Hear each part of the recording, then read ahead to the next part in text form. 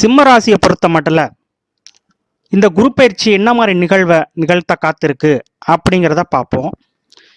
இந்த சிம்ம ராசிக்கு குரு பகவான் ஒரு யோகாதிபதியாக வரார். ஒரு 5 கூடியவர் 8 கூடியவர்.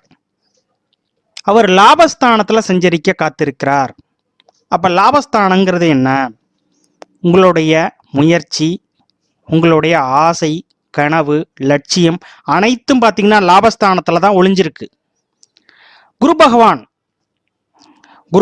ஒரு சுப கிரகம். ஒரு அனைத்து விதமான சுப நிகழ்வை நிகழ்த்தக்கூடிய அற்புதமான கிரகம்.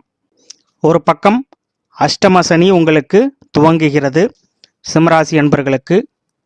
ஒரு பக்கம் லாபஸ்தானத்தில் குரு பகவான் இருக்கிறார்.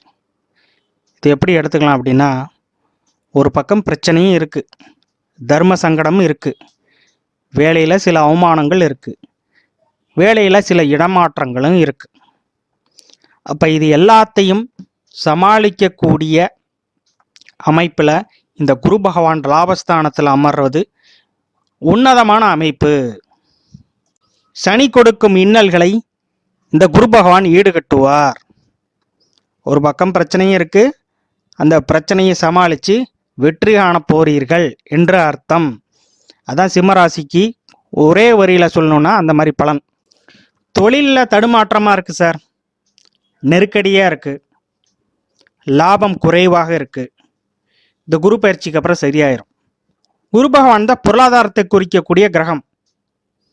நீங்கள் பிரச்சனையை சந்திச்சிட்டீங்க அப்படின்னா அந்த பிரச்சனையிலேருந்து வெளியே வர போகிறீங்க. அந்த லாப குரு என்ன செய்யுது அப்படின்னா உங்களுடைய பொருளாதாரத்தை உயர்த்தி கொடுக்க காத்திருக்கிறது. மேலும் ஒரு சிறப்பான பலனை இங்கே சொல்ல நான் காத்திருக்கிறேன். உங்களுடைய 5ஆம் இடத்தை குரு பகவான் பார்வை செய்கிறார். மேலும் தனுசு வீட்டையே பார்க்கறதுனால அவர் சொந்த வீட்டையே பார்வை செய்கிறார். யாருக்கெல்லாம் சிம்ம ராசி என்பவர்களுக்கு குழந்தை பேர் இல்லாமல் ட்ரீட்மெண்ட் எடுத்துக்கிட்டு இருக்கீங்க அப்படின்னா இந்த குரு பயிற்சிக்கு அப்புறம் உங்களுக்கு குழந்தை பேரு கிடைக்கக்கூடிய வாய்ப்பு மிக மிக அதிகம். 5ஆம் இடம் உங்களுடைய பூர்வ புண்ணியம். அப்போ பூர்வ புண்ணிய பலத்தை அதிகப்படுத்துகிறார். நீங்கள் செய்த வழிபாடு உங்களுக்கு தக்க சமயத்தில் கை கொடுக்க போகிறது. கோயில்களாக போயிட்டு வந்தேன் சார், ஒன்றும் நடக்கலை, இப்போ அந்த விஷயம் எல்லாம் நடக்கும். பூர்வ புண்ணிய ஸ்தானத்தை குரு பகவான் பார்வையிடுவதால் பிள்ளைகளால் மகிழ்ச்சி உண்டாகும், பிள்ளைகளால் கௌரவம் உண்டு. பூர்வீகத்தில் சில சுப நிகழ்ச்சிகள் நடக்கும். காலபுருஷனின் 9ஆம் வீடாக தனுசு வர்றதுனால அந்த வீட்டையே குரு பகவான் பார்க்கறதுனால உங்களுடைய பூர்வ புண்ணிய பலத்தால் உங்களுக்கு பதவி உயர்வு உண்டு. அதே சமயம் அஷ்டம சனியால் வேலைப்பளுவும் அதிகமாக இருக்கும், வேலையில் நெருக்கடிகள் இருக்கும். 8ஆம் இடம் மறைமுகமாக சில எதிரிகள் இருப்பார்கள். உங்கள் முதுகுக்கு பின்னாடி நிறைய பேர் எதிரிகள் இருப்பார்கள், சில தொந்தரவுகளை செய்வார்கள். இப்போ 3ஆம் இடங்கிறது பார்த்தீங்கன்னா உங்களுக்கு கிடைக்கக்கூடிய உதவி. அப்போ அந்த பாவகத்தை குரு பகவான் பார்க்கறதுனால பெரியோர்களுடைய உதவி உங்களுக்கு கிடைக்கும்.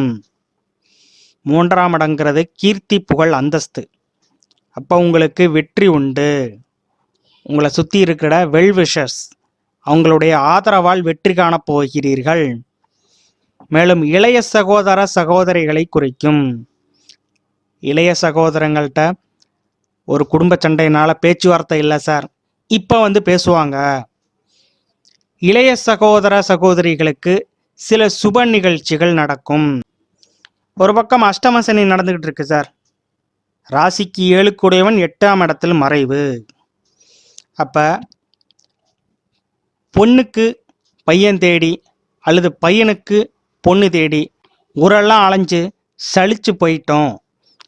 இப்போ உங்களுக்கு 11ஆம் இடத்துல இருக்கக்கூடிய குரு பகவான் ராசிக்கு 7ஆம் இடத்தை பார்வை செய்கிறார். குரு பார்த்தால் கோடி புண்ணியம். 7ஆம் பாவகத்தை குரு பார்த்தால் விருத்தியாகும், அந்த பாவகம் விருத்தியாகும்.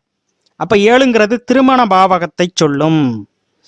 அப்போ ஒரு பக்கம் நெருக்கடி இருந்தாலும் அஷ்டம சனி இருந்தாலும் திருமணம் நடக்கக்கூடிய வாய்ப்பு அதிகம். உங்களுடைய பூர்வீக சொத்து, ஏதேனும் இருந்துச்சு அப்படின்னா உயில் சொத்துக்களால் லாபம் உண்டு. 8ஆம் இடம் தான் உயில் சொத்து, பூர்வீக சொத்து. பூர்வீகத்தில் முன்னோர்களுடைய சொத்துக்கள் இருந்துச்சு அப்படின்னா அது உயில் சொத்து மூலமாக உங்களுக்கு அது கிடைக்கக்கூடிய வாய்ப்பு அதிகம். சுக்கிரனோட வீட்டையே குரு பார்க்குறார்.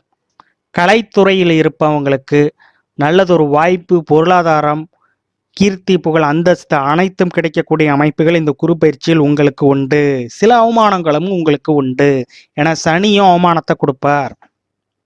ஆக இந்த குரு பயிற்சி உங்களுக்கு நன்மையும் தீமையும் கலப்பு பலன்களாக இருக்கும் அப்படிங்கிறத கூறி, உங்களுக்கு வழிபாடு என்று பார்த்தால் மீனாட்சி சுந்தரேஸ்வரர் வழிபாடு, அதாவது மதுரை மீனாட்சி சுந்தரேஸ்வரர் வழிபாடு உங்களுக்கு மேன்மையை தரும் என்று கூறி விடைபெறுகிறேன்.